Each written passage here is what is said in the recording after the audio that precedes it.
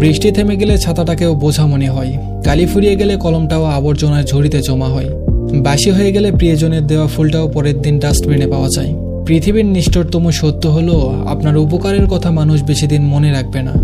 জীবনের সবচেয়ে নিদারুণ বাস্তবতা কি জানেন? কার কাছে কতদিন আপনি প্রায়োরিটি পাবেন সেটা নির্ভর করবে কার জন্য কতদিন কিছু একটা করার সামর্থ্য আছে তার উপর।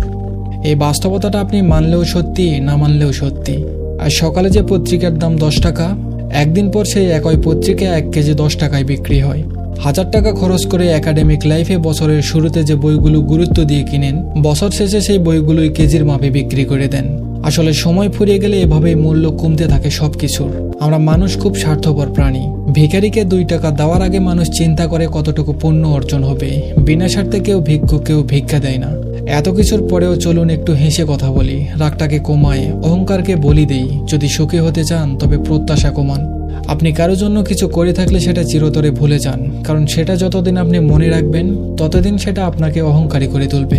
আবার কেউ যদি আপনার জন্য খুব ছোট কিছু করে থাকে তবে সেটা আজীবন মনে রাখবেন, কারণ এটা আপনাকে বিনয় ও কৃতজ্ঞতা সম্পন্ন একজন ভালো মানুষ হিসাবে বাঁচিয়ে রাখবে। ধন্যবাদ সবাইকে।